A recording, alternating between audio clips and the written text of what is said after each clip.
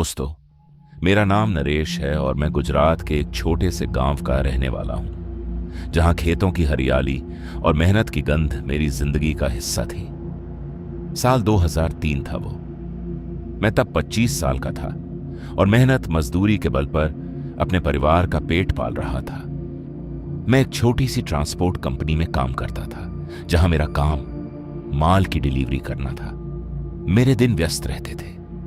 सुबह से शाम तक ट्रकों में सामान लादना, गांव और शहरों में डिलीवरी करना और फिर थककर घर लौटना। लेकिन उस साल की एक रात ने मेरी जिंदगी को हमेशा के लिए बदल दिया।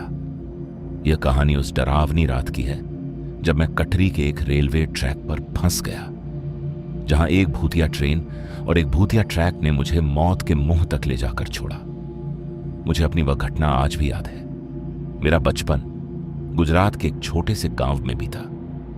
मेरे पिता किसान थे जो सुबह से शाम तक खेतों में पसीना बहाते थे। मां अपना घर संभालती थी और 4 भाई बहनों में मैं सबसे बड़ा था। स्कूल में पढ़ाई बहुत अच्छी थी, लेकिन परिवार की आर्थिक तंगी ने मुझे जल्दी ही काम की ओर धकेल दिया।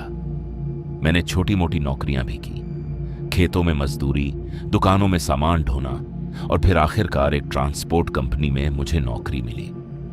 यह कंपनी छोटी थी, लेकिन काम भरपूर था। सितंबर से अक्टूबर तक हमारा काम चरम पर होता था, क्योंकि उस वक्त त्योहारों के लिए सामान की मांग बढ़ जाती थी। मुझे कभी कभी देर रात तक काम करना पड़ता था और कई बार अनजान रास्तों से गुजरना पड़ता था। मैं मेहनती बहुत था और मेहनत का फल मुझे बोनस के रूप में मिलता था, जो मेरे परिवार के लिए बहुत जरूरी था।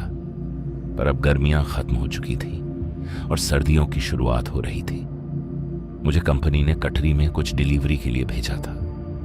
कटरी उस समय एक रहस्य जगह थी। घने जंगल, ऊंची पहाड़ियां और ऐसी कहानियां जो रातों में सुनकर रोंगटे खड़े कर देती थी। मैंने स्थानीय लोगों से सुना था कि वहां के कुछ इलाकों में पुराने रेलवे ट्रैक हैं जो ब्रिटिश काल में बनाए गए थे, लेकिन अब यह ट्रैक बंद पड़े थे क्योंकि रेलगाड़ियां वहां सालों से नहीं चली थी। लेकिन लोग कहते थे कि इन ट्रैकों पर एक भूतिया ट्रेन दौड़ती है जो रातों में अचानक ही प्रकट होती है, और जो भी उसके रास्ते में आता है तो उसे वह तबाह कर देती है। पर मैं इन बातों को हंसी में उड़ा देता था। मैं तर्कशील इंसान था और भूत प्रेत की कहानियों पर यकीन नहीं करता था। मेरे लिए यह सब गांव वालों की बनाई हुई कहानियां थीं जो रातों में आग के इर्द गिर्द बैठकर सुनाई जाती थी। लेकिन उस रात मुझे अपनी गलती का एहसास हुआ।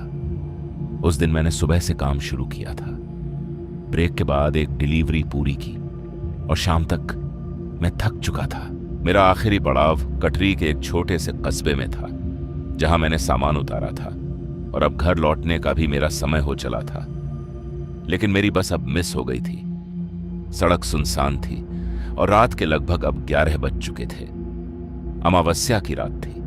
आसमान में चांद का नामो निशान नहीं था। तारे बिखरे हुए थे, लेकिन उनकी रोशनी इतनी कम थी कि अंधेरा अपनी पूरी ताकत से हावी था। मैंने सोचा कि पैदल चलना ठीक नहीं है, क्योंकि रास्ता बहुत लंबा है और वो जंगल से होकर गुजरता था। फिर मैंने किसी वाहन का इंतजार करने का फैसला किया और फिर कुछ देर के बाद दूर से एक ट्रक की हेडलाइट दिखाई दी, जिसे देखते ही मैंने हाथ उठाया और वो ट्रक हाथ देते ही धीमा होकर रुक गया। मैंने भी राहत की सांस ली और मैं जल्दी से अंदर चढ़कर बैठ गया। ट्रक बहुत पुराना था, उसकी सीटें फटी हुई थी और उसके अंदर से हल्की सी तेल और धूल की गंध आ रही थी। ड्राइवर एक मध्यम आयु का आदमी था, जिसका चेहरा मुझे धुंधला सा दिख रहा था। शायद थकान की वजह से या फिर अंधेरा था, इसलिए मुझे सही से दिखाई नहीं दे रहा था। फिर मैंने ज्यादा ध्यान नहीं दिया और मैंने सीट संभाली और ट्रक चल पड़ा। मैंने बाहर की तरफ देखा तो सड़क के दोनों तरफ घने जंगल थे। पेड़ों की शाखाएं सड़क पर झुक रही थी और हवा बहुत ठंडी थी। ट्रक की स्पीड बहुत तेज थी और वह सड़क घुमावदार थी। हर मोड़ पर लगता था कि कोई अनजान खतरा सामने आएगा, जिस वजह से मैं थोड़ा घबरा रहा था। पर मैं चुपचाप बैठा था, अपनी थकान को भूलने की कोशिश कर रहा था। लेकिन मेरे मन में एक अजीब सी बेचैनी थी। शायद इसलिए कि रात बहुत गहरी थी, या शायद इसलिए कि ड्राइवर एकदम चुपचाप था। पर वह ट्रक आगे ही बढ़ता रहा और फिर अचानक ही मुझे लगा कि हम मेन सड़क से हट गए हैं। रास्ता पतला और उबड़ खाबड़ हो गया है। मैंने ड्राइवर की ओर देखा, लेकिन वो अपनी जगह पर नहीं था। सीट पूरी तरह से खाली थी, जिसे देखते मेरा दिल जोर से धड़का। मैंने भी दरवाजा खोलने की कोशिश की, लेकिन वो जाम था। पर वो ट्रक अब अपनी चाल चल रहा था और फिर वह अचानक रुक गया। फिर मैंने बाहर झांक कर देखा और देखा कि हम एक पुराने रेलवे क्रॉसिंग पर थे। रेलवे ट्रैक सड़क को काटते हुए गुजर रही थी। वहां पर जंग लगे हुए घास और झाड़ियों से वह ढका हुआ था। ट्रक उस रेलवे ट्रैक पर चढ़ गया और वह वहीं रुक गया। इंजन की आवाज भी बंद हो गई। चारों तरफ गहरा सन्नाटा था। सिर्फ हवा की सनसनाहट सुनाई दे रही थी। मेरे हाथ पैर ठंडे पड़ने लगे थे। तभी दूर से एक रोशनी दिखाई दी। पहले तो मुझे लगा कि कोई लालटेन होगी या शायद कोई दूसरा वाहन, लेकिन वह रोशनी तेजी से बढ़ने लगी, जो कि एक ट्रेन की हेडलाइट थी। लेकिन यह कैसे संभव था? यह रेलवे ट्रैक तो सालों से बंद पड़ा था।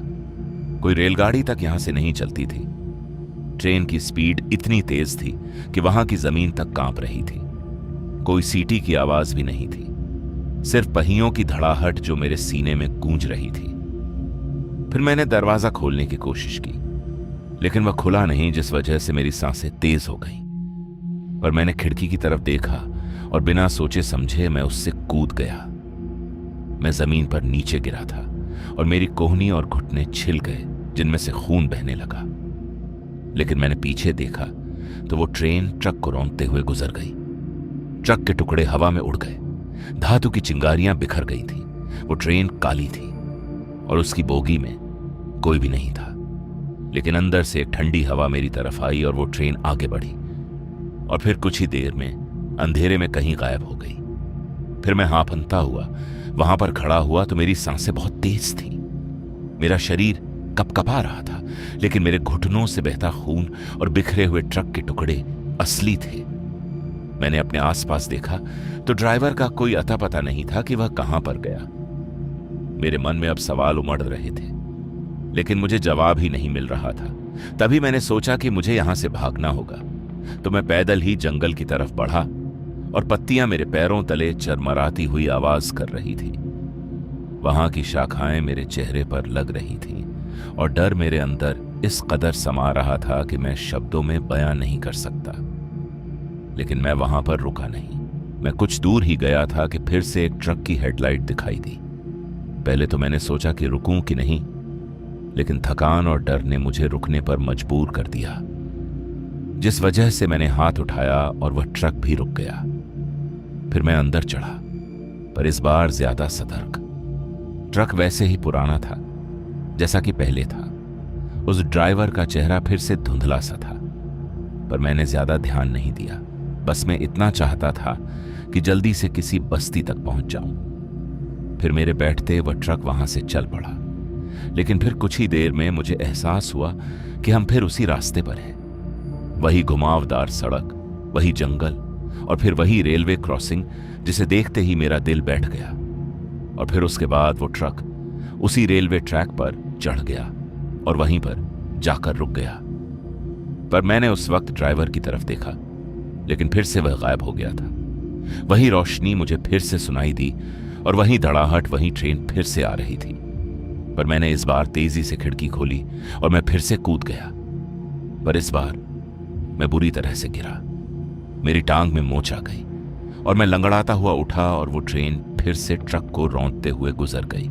धातु की चिंगारियां और फिर से वही सन्नाटा पसर गया। तभी मैंने अपने पीछे देखा तो ट्रक के अवशेष बिखरे पड़े थे, लेकिन मुझे वो ड्राइवर फिर से कहीं नहीं दिखा। पर अब मैं वहां पर और नहीं रह सकता था। अब मेरा शरीर दर्द से चीख रहा था, लेकिन डर उससे भी बड़ा था। मैं लंगड़ाते हुए वहां से भागा, पर मेरे मन में बस एक ही विचार था कि यहां से मुझे निकलना है किसी भी तरह से, जिस वजह से मैं भागता ही रहा। लेकिन मेरी टांग ने मुझे जवाब दे दिया। मेरी सांसें भी बहुत फूल रही थीं और आंखों के सामने अंधेरा पसरने लगा। मैंने फिर एक पेड़ का सहारा लिया, लेकिन मेरे पैर लड़खड़ाने लग गए। मैं वहीं जमीन पर नीचे गिर पड़ा और फिर मुझे कुछ याद नहीं है। फिर जब मुझे होश आया तो मैं एक अस्पताल के बिस्तर पर था। मेरे शरीर पर पट्टियां थीं, कोहनी और घुटनों पर मरहम लगा था। फिर मुझे डॉक्टरों ने बताया कि मुझे सड़क के किनारे बेहोश पाया गया था। किसी ने मुझे वहां से उठाकर अस्पताल पहुंचाया था, लेकिन वो कौन था ये तो कोई नहीं जानता था। मेरी टांग में मोच थी और कुछ हल्की चोटें थीं, लेकिन मैं जिंदा था। पर उस रात की घटना ने मुझे बदल दिया। फिर मैंने बाद में उस रेलवे ट्रैक के बारे में पता करने की कोशिश की, तो स्थानीय लोगों ने बताया कि वो रेलवे ट्रैक वाकई में हॉन्टेड है। कई साल पहले वहां एक बड़ा सा ट्रेन हादसा हुआ था जिसमें सैकड़ों लोग मारे गए थे। उनकी आत्माएं अब भी वहीं पर भटकती हैं, और जो भी रात में उस ट्रैक पर जाता है तो वह या तो गायब हो जाता है या पागल। फिर मैंने अपनी कंपनी में इस घटना का जिक्र किया, लेकिन किसी ने भी मेरी बात पर यकीन नहीं किया। पर मेरे मालिक ने कहा कि शायद मैं थकान की वजह से भ्रम में था, लेकिन मेरे शरीर पर लगी चोटें और वह डरावना अनुभव, भला कोई भ्रम कैसे हो सकता था। पर मैंने उस घटना के बाद कभी भी अनजान रास्तों पर लिफ्ट नहीं ली। पर मैं अब भी उस ट्रैक के बारे में सोचता हूं तो मेरे रोंगटे खड़े हो जाते हैं। तो दोस्तों, आज की इस कहानी में बस इतना ही, और मैं आपका दोस्त जल्द मिलूंगा एक ऐसी ही और डरावनी कहानी के साथ। धन्यवाद।